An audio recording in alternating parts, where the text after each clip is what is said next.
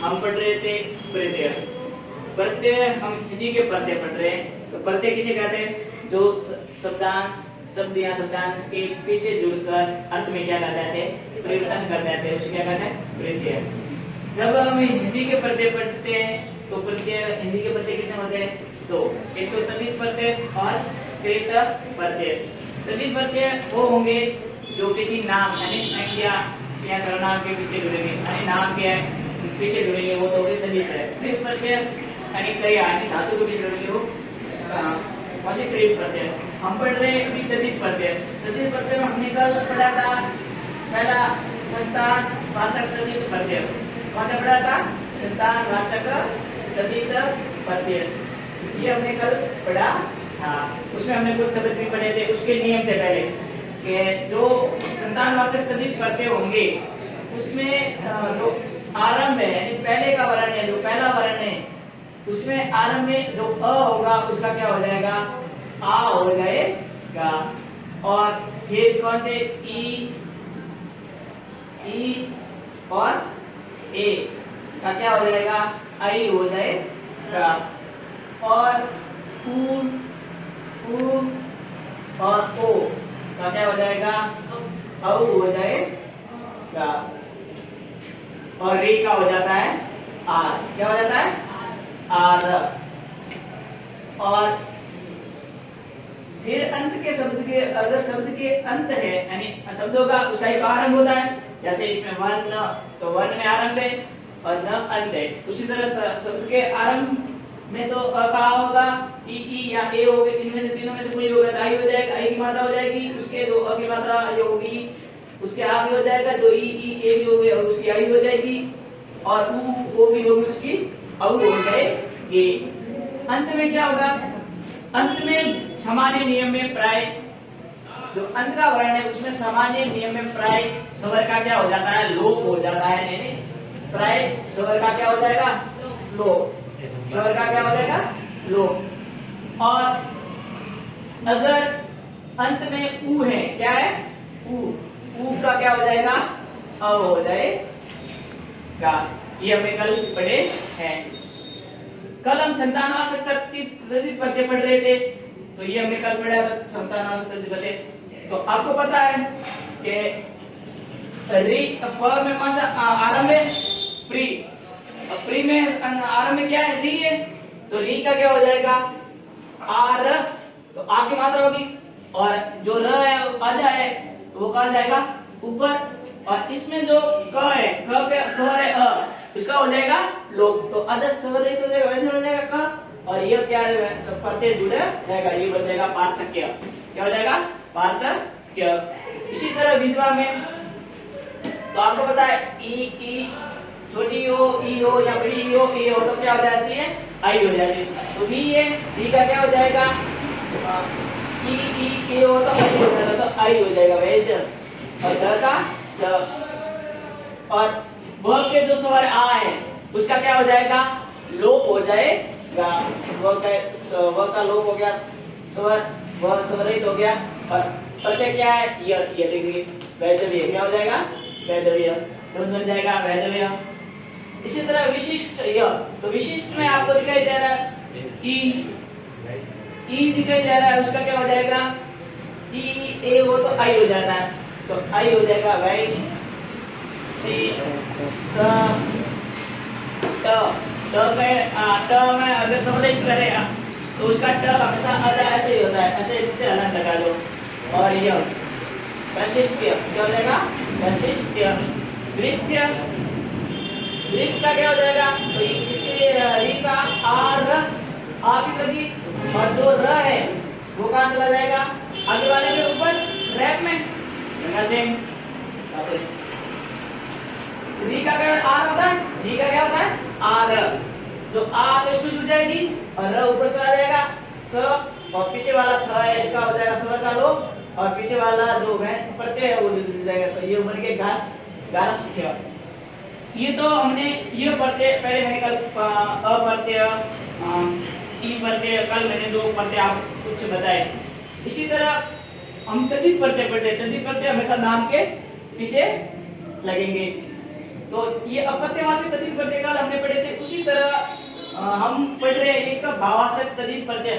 जो ये भावाचक तद्धित प्रत्यय होगा, यहाँ मैंने दूसरे में प्रत्यय लिखा है, तो ये मैं अभी वो पढ़ाऊंगा जो अपत्यवाचक तद्धित प्रत्यय के जो हमने नियम बताए कि आरंभ में क्या होगा, अंत में कैसे होगा। ये नियम इसमें मैं अभी पढ़ा रहा हूँ, उसमें नियम ये लागू होंगे।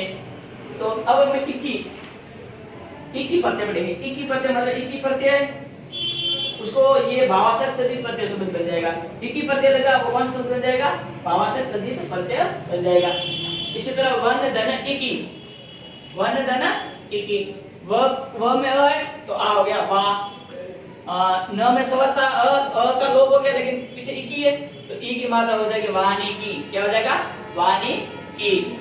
ई इसमें लगी की शब्द। नगर धन इक्की, तो न का ना, र का स्वर ई लोप हो गया, ई की मात्रा लग गई, ई छोटी और की नागरिक की।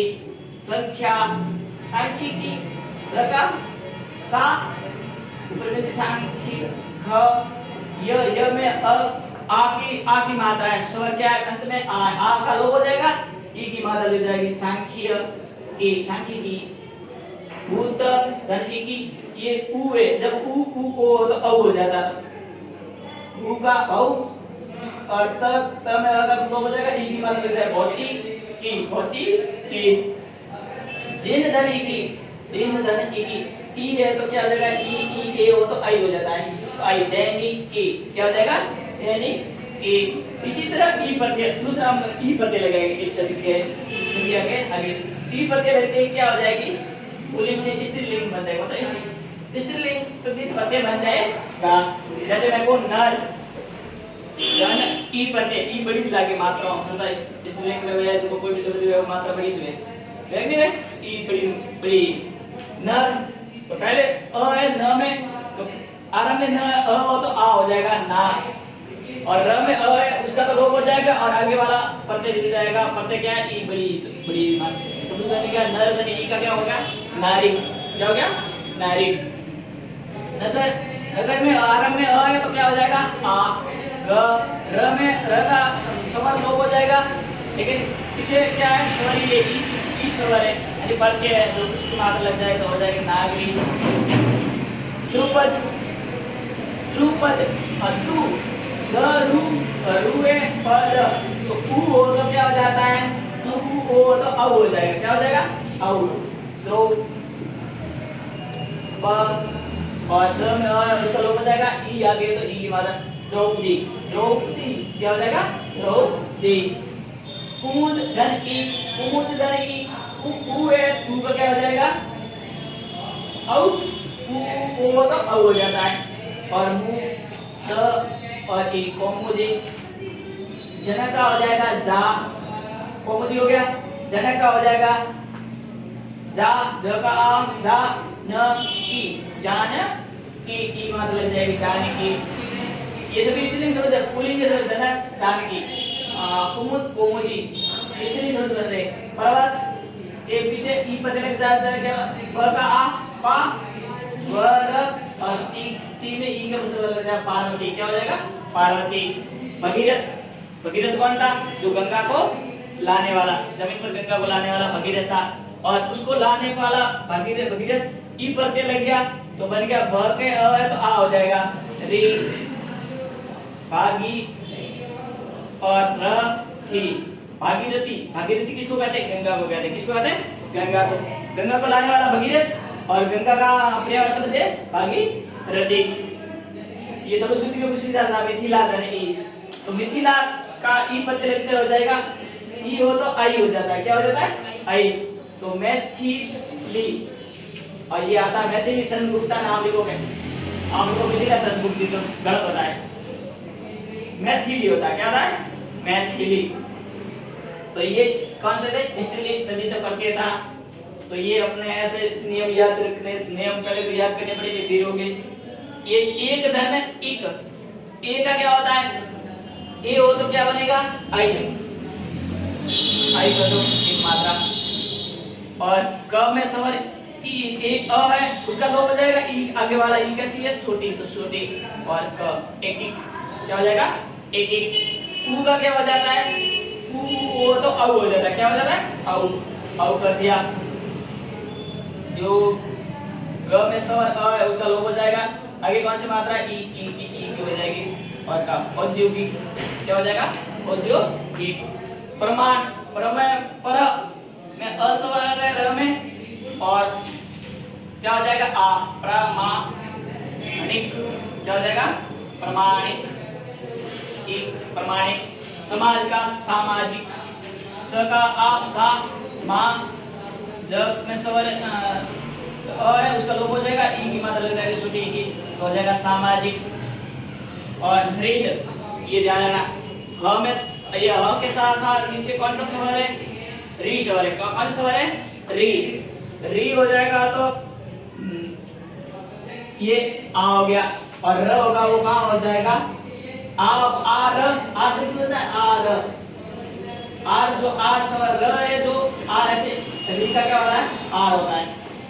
तो अरे देखो, अरे वो तो लोग हो गया, आ गया, आ की मात्रा अरे आ गई, और जो र है, र कहां जाता है, आगे वाला, आगे वाला शब्द में, आगे व्यंजन है तो ऊपर जाता है, द तो ऊपर जाएगा, और इसमें जो अ है द में उसका लोप हो जाएगा, और आगे कौन सा स्वर है, ई, ई की मात्रा लग जाएगी, ई की मात्रा लगी, और क का क, हार्दिक क्या हो जाएगा, हार्दिक। परदो का पान, प का पा, र, दो, क में ह तो उसकी लोप हो गया, लगेगा ई स्वर है तो ई छोटी ई क, परलौकिक क्या हो जाएगा, परलौकिक। इस तरह ये अब जो हमने अप्रत्ययवाची प्रत्यय पढ़े थे उसी तरह ये भी प्रत्यय हैं, ऐसे प्रत्यय बनते हैं हिंदी के। नेक्स्ट आगे बढ़ेंगे।